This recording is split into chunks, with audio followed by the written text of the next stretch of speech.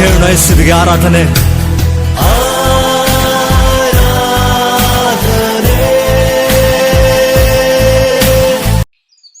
ದೇವರ ಪರಿಶುದ್ಧ ನಾಮಕ್ಕೆ ಸ್ತೋತ್ರವಾಗಲಿ. ದೇವರು ಈ ಶುಭ ಮುಂಜಾನೆ ದಿನವನ್ನು ನಮಗಾಗಿ ನಮ್ಮೆಲ್ಲರಿಗಾಗಿ ಕೊಟ್ಟಂಥ ದೇವರಿಗೆ ಕೋಟಿ ಕೋಟಿ ಸ್ತೋತ್ರಗಳನ್ನ ಸಲ್ಲಿಸ್ತಾ ಇದ್ದೀನಿ. ಇವತ್ತಿನ ಈ ಮುಂಜಾನೆ ವೇಳೆಯಲ್ಲಿ ನಾವು ಹೇಗೆ ಪ್ರಾರ್ಥನೆಯನ್ನು ಮಾಡಬೇಕು ಎಂಬುದನ್ನು ನೋಡುವುದಾದರೆ, ಮತ್ತಾಯನು ಬರೆದ ಸುವಾರ್ತೆ 6ನೇ ಅಧ್ಯಾಯ 10-13 ವಾಕ್ಯಗಳನ್ನು ನೋಡುವಂತರಾಗೋಣ. ಪರಲೋಕದಲ್ಲಿರುವ ನಮ್ಮ ತಂದೆಯೇ, ನಿನ್ನ ನಾಮವು ಪರಿಶುದ್ಧವೆಂದು ಎಣಿಸಲ್ಪಡಲಿ. ನಿನ್ನ ರಾಜ್ಯವು ಬರಲಿ. ನಿನ್ನ ಚಿತ್ತವು ಪರಲೋಕದಲ್ಲಿ ನೆರವೇರುವ ಪ್ರಕಾರ ಭೂಲೋಕದಲ್ಲಿಯೂ ನೆರವೇರಲಿ. ನಮ್ಮ ಅನುದಿನದ ಆಹಾರವನ್ನು ಇವತ್ತು ದಯಪಾಲಿಸು. ನಮಗೆ ತಪ್ಪು ಮಾಡಿದವರನ್ನು ನಾವು ಕ್ಷಮಿಸಿದಂತೆ ನಮ್ಮ ತಪ್ಪುಗಳನ್ನು ಕ್ಷಮಿಸು. ನಮ್ಮನ್ನು ಶೋಧನೆಯೊಳಗೆ ಸೇರಿಸದೆ ಕೇಡಿನಿಂದ ನಮ್ಮನ್ನು ತಪ್ಪಿಸು. ನಮಗೆ ಏನೆಲ್ಲ ಬೇಕು ಎಂಬುದನ್ನು ದೇವರು ಮುಂಚಿತವಾಗಿಯೇ ತಿಳಿದಂಥ ದೇವರಾಗಿದ್ದಾರೆ. ಅದಕ್ಕೆ ದೇವರು ಹೇಗೆ ಪ್ರಾರ್ಥನೆಯನ್ನು ಮಾಡಬೇಕು ಎಂಬುದನ್ನು ಈ ವಾಕ್ಯದ ಮುಖಾಂತರ ನಮಗೆ ತಿಳಿಸಿಕೊಟ್ಟಿದ್ದಾರೆ. ದೇವರಿಗೆ ಕೋಟ್ಯಾನಿ ಕೋಟಿ ಸ್ತೋತ್ರಗಳನ್ನು ಸಲ್ಲಿಸ್ತಾ ಯಾವ ವಾಕ್ಯದ ಮುಖಾಂತರ ನಮ್ಮನ್ನು ಬಲಪಡಿಸ್ತಿದ್ದಾರೆ ಎಂಬುದನ್ನು ನಾವು ನೋಡುವುದಾದರೆ, ಇವತ್ತಿನ ವಾಕ್ಯದ ಶಕ್ತಿ, ಪವರ್ ಆಫ್ ವರ್ಡ್. ಇವತ್ತು ಈ ವಾಕ್ಯದಲ್ಲಿ ಅಡಕವಾಗಿರುವಂತಹ ಅನೇಕ ಆಶೀರ್ವಾದಗಳನ್ನು ದೇವರು ನಮಗೆ ತಿಳಿಸುವಂತರಾಗಿದ್ದಾರೆ. ಯೌವನಸ್ಥ ಹುಡುಗರೇ, ದೇವರ ರಾಜ್ಯಕ್ಕೆ ತವಕಿಸಲು ದೇವರ ವಾಕ್ಯವನ್ನು ಬಿತ್ತಿರಿ. ಉತ್ತಮ ಫಲವಾಗಿ ಬೆಳೆದು 100 ಹೃದಯಗಳಿಗೆ ಸೇವಿಸುವ ಜೀವದಾಯಕ ಹಣ್ಣುಗಳಾಗಿ ಪ್ರಜ್ವಲಿಸಿರಿ. ಆಮೇನ್. ಪ್ರಾರ್ಥನೆ ಮುಖಾಂತರ ಜಯವನ್ನು ಅಥವಾ ಆಶೀರ್ವಾದವನ್ನು ಹೊಂದಿಕೊಳ್ಳಲು ಸಾಧ್ಯವಿಲ್ಲ. ಎಲ್ಲ ಮತಗಳಲ್ಲಿಯೂ ಕೂಡ ಪ್ರಾರ್ಥನೆ ಎಂಬುದನ್ನು ನೋಡುತ್ತೇವೆ.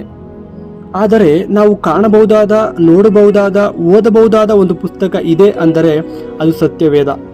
ಅದರೊಳಗೆ ಇರುವ ವಾಕ್ಯಗಳನ್ನು ಇಟ್ಟು ನಾವು ಪ್ರಾರ್ಥಿಸಿದಾಗ ಮಾತ್ರ ವಾಕ್ಯಗಳ ಮುಖಾಂತರ ನಮ್ಮೊಳಗೆ ಬಂದಾಗ ನಾವು ಮಾಡುವ ಪ್ರಾರ್ಥನೆಗೆ ಶಕ್ತಿ ಉಂಟು. ಇವತ್ತು ನಿಮಗೆ ಅನೇಕ ತೊಂದರೆಗಳು ಇರಬಹುದು, ಆದರೆ ನಮ್ಮನ್ನು ಅದರಿಂದ ಬಿಡಿಸುವ ಶಕ್ತಿ ವಾಕ್ಯಕ್ಕೆ ಮಾತ್ರ ಇದೆ. ಯಾರೆಲ್ಲ ನಂಬುತ್ತೀರಾ, ಇವತ್ತೇ ವಾಕ್ಯಗಳನ್ನು ನಿಮ್ಮ ಹೃದಯದಲ್ಲಿ, ನನ್ನ ಹೃದಯದಲ್ಲಿ ಬಿತ್ತಿ ಪ್ರಾರ್ಥಿಸುವರಾಗೋಣ. ನಮ್ಮ ಪ್ರಾರ್ಥನೆಗಳಿಗೆ ಪರಲೋಕದ ತಂದೆ ಉತ್ತರ ದಯಪಾಲಿಸಬೇಕೇ? ದೇವರ ವಾಕ್ಯಗಳ ಬೀಜವನ್ನು ನಾವು ಮೊದಲು ನಂಬಿಕೆಯಿಂದ ನಮ್ಮ ಹೃದಯದೊಳಗೆ ಬಿತ್ತಬೇಕು. ಪ್ರಿಯ ಸಹೋದರಿ ಸಹೋದರರೇ, ನಾವು ಅನೇಕ ಧರ್ಮಗಳನ್ನು ನೋಡ್ತೇವೆ, ಅನೇಕ ರೀತಿಯಾದಂಥ ಜಾತಿ ಧರ್ಮಗಳನ್ನು ನೋಡ್ತೇವೆ. ಆದರೆ ಪ್ರತಿಯೊಂದು ಧರ್ಮಗಳಲ್ಲಿಯೂ, ಪ್ರತಿಯೊಂದು ಜಾತಿಯಲ್ಲಿಯೂ ಕೂಡ ಪ್ರಾರ್ಥನೆ ಎಂಬುದು ಬಹಳ ಮುಖ್ಯವಾಗಿರ್ತದೆ.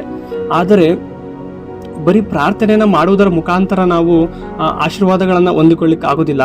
ಬರೀ ಪ್ರಾರ್ಥನೆಯನ್ನು ಮಾಡುವುದರ ಮುಖಾಂತರ ನಾವು ದೇವರಿಗೆ ನಮ್ಮ ವಿಜ್ಞಾಪನೆಗಳನ್ನು ಸಲ್ಲಿಸಲಿಕ್ಕೆ ಆಗೋದಿಲ್ಲ. ಪ್ರಾರ್ಥನೆಗಿಂತ ಮೊದಲು ನಾವು ಸತ್ಯವೇದದಲ್ಲಿರುವಂತಹ ದೇವರು ಬರೆದಿಟ್ಟಿರುವಂತಹ ವಾಕ್ಯಗಳನ್ನು ನಮ್ಮ ಹೃದಯದೊಳಗೆ ಮೊದಲು ನಾವು ಅನುಸರಿಸಿಕೊಂಡು ತದನಂತರ ನಾವು ಪ್ರಾರ್ಥನೆಯನ್ನು ಮಾಡಿದಾಗ ದೇವರು ಅದಕ್ಕೆ ಉತ್ತಮವಾದ ರೀತಿಯಲ್ಲಿ ಆಶೀರ್ವಾದವನ್ನು ಕೊಡ್ತಾರೆ. ದೇವರ ವಾಕ್ಯ ಈ ರೀತಿ ಹೇಳ್ತದೆ. ಯೋಹಾನ 15:7 ವಾಕ್ಯವನ್ನು ನಾವು ನೋಡುವುದಾದರೆ, ನೀವು ನನ್ನಲ್ಲಿಯೂ ನನ್ನ ವಾಕ್ಯಗಳು ನಿಮ್ಮಲ್ಲಿಯೂ ನೆಲೆಗೊಂಡಿದ್ದರೆ ಏನು ಬೇಕಾದರೂ ಬೇಡಿಕೊಳ್ಳಿರಿ, ಅದು ನಿಮಗೆ ದೊರೆಯುವುದು. ನೀವು ಬಹಳ ಫಲ ಕೊಡುವುದರಿಂದಲೇ ನನ್ನ ತಂದೆಗೆ ಮಹಿಮೆ ಉಂಟಾಗುವುದು ಮತ್ತು ನನ್ನ ಶಿಷ್ಯರಾಗುವಿರಿ. ಪ್ರಿಯ ಸಹೋದರಿ ಸಹೋದರರೇ, ವಾಕ್ಯದ ಶಕ್ತಿಯನ್ನು ನಾವು ಫಸ್ಟ್ ತಿಳಿದುಕೊಳ್ಬೇಕು. ವಾಕ್ಯದ ಶಕ್ತಿಯನ್ನು ನಾವು ತಿಳಿದುಕೊಂಡಾಗ ನಮ್ಮ ಪ್ರಾರ್ಥನೆಗೆ ಒಂದು ರೀತಿಯ ಶಕ್ತಿ ಬರ್ತದೆ. ನಾವು ಬರೀ ಪ್ರಾರ್ಥನೆಯನ್ನು ಮಾಡೋದ್ರ ಮುಖಾಂತರ ನಾವು ಆಶೀರ್ವಾದಗಳನ್ನ ಹೊಂದಿಕೊಳ್ಳೋಕೆ ಆಗೋದಿಲ್ಲ, ಅಥವಾ ನಮಗೆ ಬೇಕಾಗೋದನ್ನು ಪಡೆದುಕೊಳ್ಳೋಕೆ ಆಗೋದಿಲ್ಲ, ಮತ್ತು ದೇವರ ಶಿಷ್ಯರಾಗಲಿಕ್ಕೆ ಸಾಧ್ಯವಾಗೋದಿಲ್ಲ. ಅದರ ಬದಲಾಗಿ ವಾಕ್ಯಗಳನ್ನು ನಮ್ಮ ಹೃದಯದೊಳಗೆ ಬಿತ್ತಿ ದೇವರಿಗೆ ಪ್ರಾರ್ಥನೆಯನ್ನು ಮಾಡಿದಾಗ ಅದು ಉತ್ತಮವಾದಂಥ ಫಲದಾಯಕವಾಗಿರ್ತದೆ, ಉತ್ತಮವಾದಂಥ ಆಶೀರ್ವಾದಗಳನ್ನು ದೇವರು ಕೊಡ್ತಾರೆ ಎಂಬುದಾಗಿ ಆ ದೇವರು ಇವತ್ತು ಈ ವಾಕ್ಯದ ಮುಖಾಂತರ ಹೇಳ್ತಿದ್ದಾರೆ.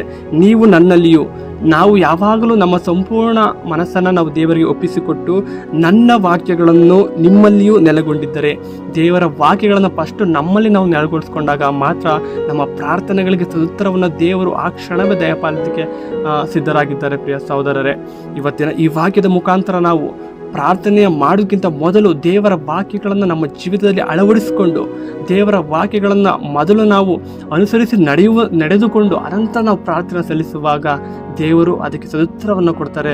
ದೇವರು ಅದಕ್ಕೆ ಫಲದಾಯಕ ವೃಕ್ಷದ ಹಣ್ಣುಗಳನ್ನಾಗಿ ನಮ್ಮ ಜೀವಿತದಲ್ಲಿ ನಮ್ಮನ್ನು ನೆಲೆಗೊಳಿಸ್ತಾರೆ ಎಂಬುದಾಗಿ ಇವತ್ತಿನ ಈ ಶುಭ ಮುಂಚಾನೆ ವೇಳೆಯಲ್ಲಿ ದೇವರು ನಮಗೆ ಮೊದಲುಗೊಂಡು ತಿಳಿಸ್ತಿರೋದು ಏನಂತಂದರೆ, ವಾಕ್ಯದ ಶಕ್ತಿಗಳನ್ನು ನೀವು ತಿಳಿದುಕೊಂಡಂಥದ್ದಾದರೆ, ದೇವರ ವಾಕ್ಯಗಳನ್ನು ನಿಮ್ಮಲ್ಲಿ ನೀವು ಬಿತ್ತುವಂಥದ್ದಾದರೆ ದೇವರ ವಾಕ್ಯಗಳನ್ನ ಇಟ್ಟು ನೀವು ಪ್ರಾರ್ಥನೆ ಮಾಡುವುದಾದರೆ ನಿಮ್ಮ ಎಲ್ಲ ತೊಂದರೆಗಳಿಂದ, ನಿಮ್ಮೆಲ್ಲ ನೋವುಗಳಿಂದ, ನಿಮ್ಮ ಎಲ್ಲ ಅಡೆತಡೆಗಳಿಂದ ನಾನು ಬಿಡಿಸುವಂಥದ್ದಾಗಿದ್ದೇನೆ. ದೇವರ ವಾಕ್ಯಗಳು ಎಲ್ಲ ನಮ್ಮ ನೋವುಗಳಿಂದ, ಸಂಕಟಗಳಿಂದ ಬಿಡಿಸುವಂಥ ಶಕ್ತಿಯನ್ನು ದೇವರ ವಾಕ್ಯಗಳು ಹೊಂದಿದ್ದಾವೆ. ಪ್ರಿಯ ಸಹೋದರಿ ಸಹೋದರರೇ, ನಾವು ಮೊದಲು ದೇವರ ವಾಕ್ಯಕ್ಕೆ ವಿಧೇಯರಾಗಬೇಕು. ನಾವು ಮೊದಲು ನಮ್ಮ ದೇಹಗಳನ್ನು ದೇವರಿಗೆ ಅರ್ಪಿಸಿಕೊಡ್ಬೇಕು. ನಾವು ಮೊದಲು ದೇವರ ವಾಕ್ಯಗಳನ್ನು ಬಿತ್ತುವಂಥವರಾಗಿರಬೇಕು. ಪ್ರಿಯ ಸಹೋದರರೇ, ಇವತ್ತಿನ ದೇವರು ಈ ಮುಖಾಂತರ ನಮ್ಮೊಟ್ಟಿಗೆ ಮಾತನಾಡಿ ವಾಕ್ಯಗಳನ್ನು ಬಿತ್ತಿರಿ, ಉತ್ತಮ ಫಲವನ್ನು ಕೊಡುವಂಥವರಾಗಿರಿ ಎಂಬುದಾಗಿ ವಾಕ್ಯದ ಮುಖಾಂತರ ತಿಳಿಸ್ತಾ ಇದ್ದಾರೆ. ಪ್ರಿಯ ಸಹೋದರಿ ಸಹೋದರರೇ, ಇವತ್ತಿನಿಂದ ನಾವು ಯಾವಾಗಲೂ ಪ್ರಾರ್ಥನೆ ಸಲ್ಲಿಸುವಾಗ ನಾವು ವಾಕ್ಯಗಳನ್ನು ಬಿತ್ತು, ವಾಕ್ಯಗಳನ್ನು ನಮ್ಮೊಳಗೆ ಅನುಸರಿಸಿಕೊಂಡು ವಾಕ್ಯಗಳನ್ನು ನಮ್ಮಲ್ಲಿ ಬಿತ್ತು ನಾವು ಪ್ರಾರ್ಥನೆ ಮಾಡುವಂಥವರಾಗೋಣ. ತಂದೆಯಾದ ದೇವರೇ, ಇವತ್ತಿನ ಶುಭ ಮುಂಚಾನೆ ವೇಳೆಯಲ್ಲಿ ಈ ವಾಕ್ಯವನ್ನು ನಮಗಾಗಿ ಕೊಟ್ಟಿದ್ದಕ್ಕಾಗಿ ನಿನಗೆ ಧನ್ಯವಾದಗಳು ರಾಜ. ಆರಾಧನೆ ನಿನಗೆ, ಆರಾಧನೆ ನಿನಗೆ, ನನ್ನಾತ್ಮ ಪ್ರಾಣದಿಂದ ಆರಾಧನೆ ನಿನಗೆ, ಆರಾಧನೆ ನಿನಗೆ, ನನ್ನಾತ್ಮ ಪ್ರಾಣದಿಂದ